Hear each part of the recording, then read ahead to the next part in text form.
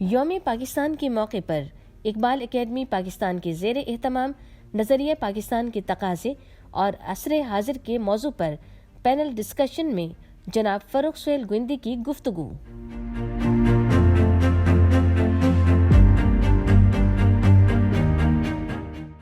نظریہ پاکستان کیا ہے، تو اس سے ہمیں سمجھ آئے گی کہ پاکستان کیوں، ہندوستان کی آزادی کے وقت پاکستان کی ضرورت کیوں محسوس ہوگی۔ ہمارے ہاں کچھ چیزوں کو ہم گڈ موڈ کر دیتے ہیں۔ دیکھیں، اسلام کے دو بہت اہم اصول ہیں، حقوق اللہ اور حقوق العباد۔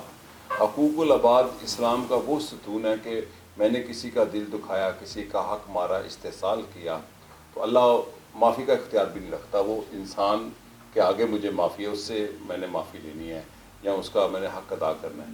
اسی طرح جو نظریہ پاکستان ہے، جو میں اس کو سمجھاؤں، پورا مطالعے کے بعد اپنی زندگی کی نصف صدی لگا دی، یہ استحصال کے خلاف ایک نئی مملکت کا قیام تھا کہ مسلمان یہ سمجھتے تھے کہ ہم نے 700-800 یا 1000 سال ہندوستان میں حکمرانی کی، مغلوں کی، سلاطین کی، تو اس کے بعد جو دوسرے طبقہ تھا جو میجورٹی میں تھا، ہندو جو تھے میجورٹی میں تھے، تو مسلمانوں کا میرے خیال یہ فیئر تھا کہ ہم اگر اس انڈیپینڈنٹ ہندوستان میں اس طرح آزاد ہوئے تو ہمارا ایکسپلائٹیشن ہوگی۔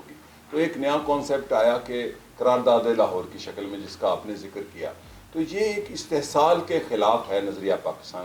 مزدور کا حق، محنت کش کا حق، کسان کا حق، عورت کا حق، تعلیم کا حق، ریاست پر یہ ذمہ داریاں ہیں، یہ وہ بنیاد ہے۔ قائد اعظم محمد علی جناح جیسا روشن خیال چہرہ اور علامہ اقبال جو ہائیڈلبرگ اور ولایت تک پڑھنے گئے، ان لوگوں کا اگر یہ فلسفہ ہے تو یہ فلسفہ جدید دنیا کا فلسفہ تھا کہ پاکستان ایک ایسی ریاست ہو، اس کا نظریہ یہی بنتا ہے کہ جو استحصال سے پاک ہو اور قومیتوں کے حقوق، بلوچوں کے حقوق، پشتونوں کے حقوق، کسانوں کے حقوق، سندھیوں کے حقوق، ہندوؤں کے حقوق، مسلمانوں کے حقوق۔ لیکن افسوس کہ ہمارے ہاں نظریہ پاکستان کو ایک خاص طبقے نے، جو کہ پاکستان کی حمایت میں اس طرح نہیں تھے پیش، انہوں نے اس کی ایک نئی ڈیفینیشن کوئی 50s-60s میں دینی شروع کر دی۔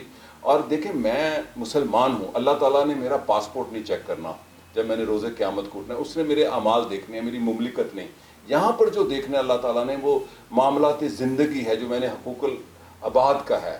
تو پاکستان حقوق العباد سے تعلق ہے نظریہ پاکستان۔ اگر یہاں کے حقوق ہم نہیں دیتے انسانوں کو تو یہ نظریہ پاکستان نہیں ہے۔ میں نماز پڑھتا ہوں، میں روزہ رکھتا ہوں، میں قرات اچھی کرتا ہوں، میں تلاوت اچھی کرتا ہوں، تو اس کا تعلق میری ذات سے ہے، یہ اس کا تعلق سماج سے نہیں۔ اور ہم سارے مسلمان ہیں، 1000 سال پہلے مسلمان تھے، میں کم از کم 400-500 سال سے میرا خاندان مسلمان ہوا تھا، کوئی مسئلہ نہیں تھا ان کو یہاں رہنے میں۔ لیکن جو میجورٹی تھی وہ یہ فیئر محسوس کرتی تھی کہ پاکستان کے اندر ہم ایک ایسے استحصالی نظام میں رہیں گے کہ ہم ڈبل استحصال ہوگا، ایک استحصال ہوگا نظام کا اور ایک حکمرانی کا۔ تو نظریہ پاکستان لوگوں کے حقوق کی بات ہے، محنت کشوں کے اور تعلیم کے حقوق، قومیتوں کے حقوق۔ اور پاکستان کس نے بنایا؟ پاکستان ان قوموں نے بنایا۔ دیکھیں، یہ بلوچ پہلے بھی تھے، پشتون بھی تھے، پنجابی، سندھی، بلتی۔ پاکستان نیا تصور ہے۔ پاکستان تو 1940 میں بھی تصور نہیں تھا جب قرارداد لاہور تھی۔ تو پاکستان ایک نیا تصور ہے، قومیتیں پہلے تھی، اگر ان کے حقوق بھی ہم دیں تو یہ چیزیں حقوق سے جڑی ہوئی ہیں۔ جیسے میں نے آغاز میں کہا، حقوق اللہ، اسی طرح حقوق کے عوام جو ہے پاکستان کے، وہ ہے نظریہ پاکستان۔ ریاست تو بن گئی، نظریہ بھی موجود ہے۔ اب ریاست کے آج کے تقاضے کیا ہیں؟ یعنی ریاست عوام سے نہیں بنتی، ریاست کسی جغرافیے کا نام نہیں ہوتا، ریاست قوم سے بنتی ہے، اور اس قوم کے لیے بھی ریاست کچھ کرے نا۔ نظریہ پاکستان میں، جیسے میں نے پہلے کہا، اگر دنیا کی ایک الٹریٹ ریاست ہم پیدا کر رہے ہیں، زیادہ پاپولیشن ہو رہی ہے، چھٹی بڑی آبادی ہے دنیا کی، اور 2.5 لاکھ بچے اسکولوں میں نہیں جاتے، اور ایک بڑی تعداد جو اسکولوں میں جاتی ہے وہ کون سی تعلیم حاصل کر رہے ہیں۔ میرا خیال ہے جب ہم چونکہ نظریہ پاکستان کو مذہب سے ضرور جوڑتے ہیں کسی نہ کسی حوالے سے، تو پھر اقرا سے آغاز کیا جائے پاکستان کا۔ آج سب سے بڑا مسئلہ خیرات دینا نہیں ہے کہ ہم 420 ارب روپیہ جو سے خیرات بانٹتے 2,000 روپے، اس کی بجائے ہم اسکول، کالج، یونیورسٹیز بنائیں۔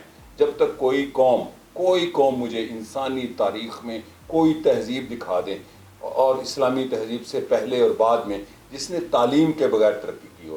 ہم جو 3 لوگ بیٹھے ہیں اور آپ سمیت 4، اگر میرے پاس تعلیم نہ ہوتی تو میں کسی لوہاری دروازے کی دکان میں ملازم ہوتا۔ خود علامہ اقبال چونکہ وہ فیوڈل نہیں تھے. اگر وہ تعلیم حاصل نہ کرتے اور تعلیم حاصل کرنے وہ کہاں کہاں گئے.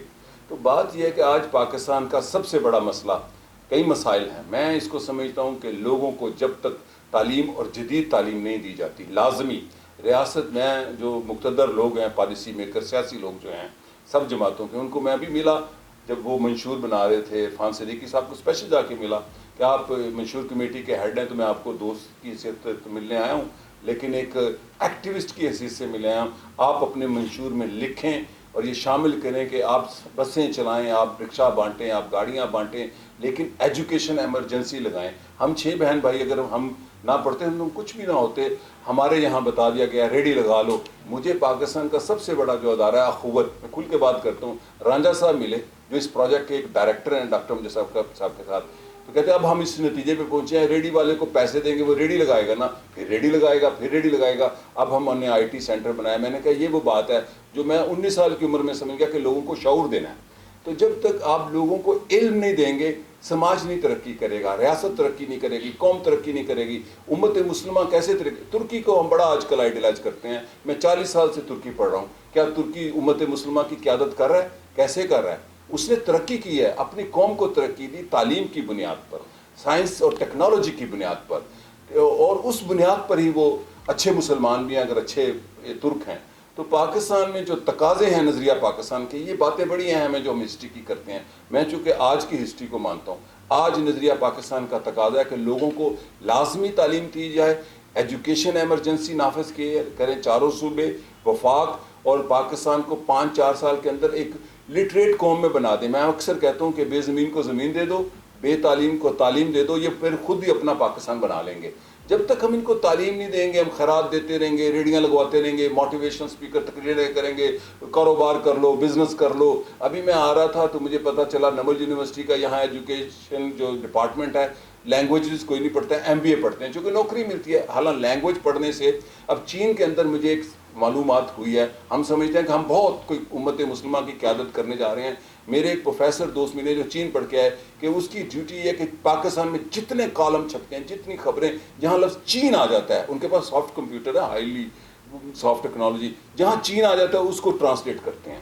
یہ ہوتی ہیں اہمیت. تو پاکستان میں دا موسٹ امپورٹنٹ امیجیٹ نئی حکومت آئی ہے. میں ان کو پھر کہوں گا، آج بھی اس لیے کہہ رہا ہوں کہ نظریہ پاکستان کی خدمت یہ ہے، لوگوں کو تعلیم یافتہ ڈاکٹر صاحب بنا دیں، پاکستانیوں کو ڈاکٹر صاحب بنا دیں، آپ کی طرح سارے پاکستانی بنا دیں. یہ سارا کچھ سیکھ جائیں گے، یہ جہاز بنانا، یہ کمپیوٹر بنانا. تو میرا خیال ہے آج تعلیم دی جائے، سب لوگوں کو لازمی تعلیم دی جائے. یہ آج 78 سال کے اندر اگر ہم لٹریٹ سوسائٹی بنا دیں، ہمارے پاس ایٹم بم ہے، ہم کس کا دفاع کریں؟ ایک جاہل سماج کا، سوری ٹو سے. اگر ہم لٹریٹ سماج کا کریں گے تو یہ خود اپنا دفاع کر لیں گے. تو ہمیں یہ بنیادی چیزیں ہیں، اسے تو پہلو تہی نہیں کرنی چاہیے. یہ بنیاد ہے، اچھے اسکول بنائیں گے، اور تعلیم پرائمری اسکول سے شروع کی، PhD سے نہیں، نیچے سے. اگر نیچے کی تعلیم اچھی نہیں ہے، میں جس اسکول سے پڑھا تھا بہت کلاس کا اسکول تھا، آج تک میری شخصیت میں وہ اسکول چھایا ہوا ہے. یونیورسٹی ہوگی، ہائر اسٹڈیز ہوگی، لیکن وہ اسکول کی بنیاد جو میرے 10 سال کے استاد تھے، انہوں نے جو میری تربیت کر دی، وہ آج تک میرے میں قائم ہے. پاکستان خبر ٹی وی کے ویڈیوز دیکھنے کے لیے ہمارا چینل سبسکرائب کریں اور بیل آئیکن پر کلک کریں تاکہ آپ ہماری آنے والی ویڈیوز دیکھ سکیں. دیکھتے رہیں پاکستان خبر ٹی وی.